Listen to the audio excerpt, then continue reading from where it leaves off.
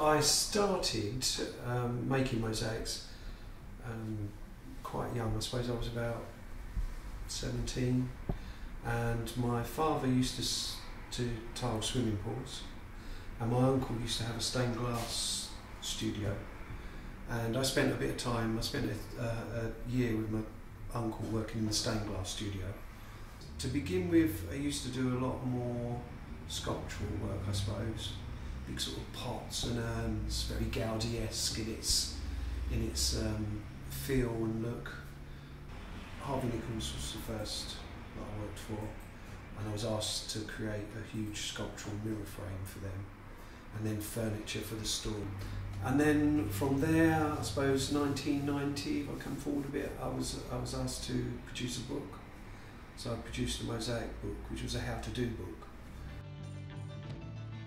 I did the mosaics for Southend in the pier. I've grown up around here, so to have my work put into an iconic building like the pier, and to be associated with that now, I love. Being a mosaic artist is you need to wear lots of hats really, because I do architectural mosaics which become part of the structure of a building, and then for myself, and I love doing decorative wall hangings. There are times when you can switch off and you're doing something and it can be quite repetitive, and you just get in a zone and work, and that actually can be brilliant for you know, you can lose yourself in it and let your worries disappear for a while, and hours just, that's the problem, hours just fly by when you do a mosaic.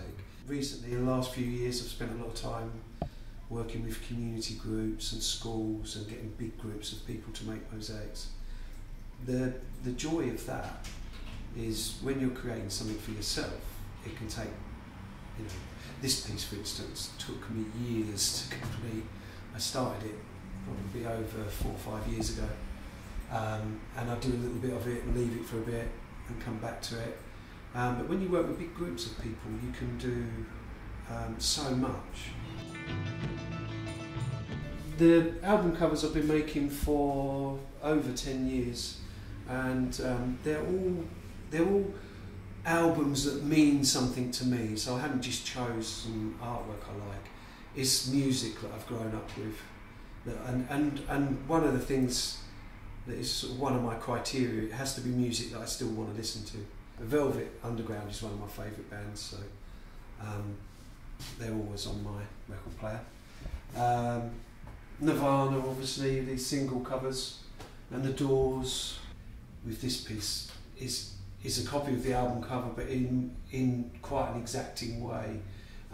Every sort of strand through the mosaic is replicated from the album cover. So where that was almost like Jackson Pollock-like in its painting, and this is a mosaic, but I still wanted it to have that same sort of feel.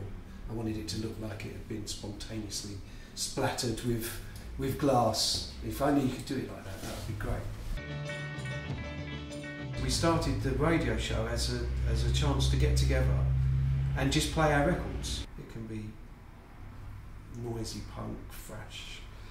Other bits can be jazz from the 20s. It's a real mixture, it's an eclectic mix of music.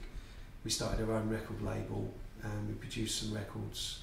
Just again, it was that buzz of saying, actually, we've created vinyl ourselves. We have quite a lot of listeners, funny enough. We have a lot of listeners from America. The Americans seem to like us. Crazy Essex chaps.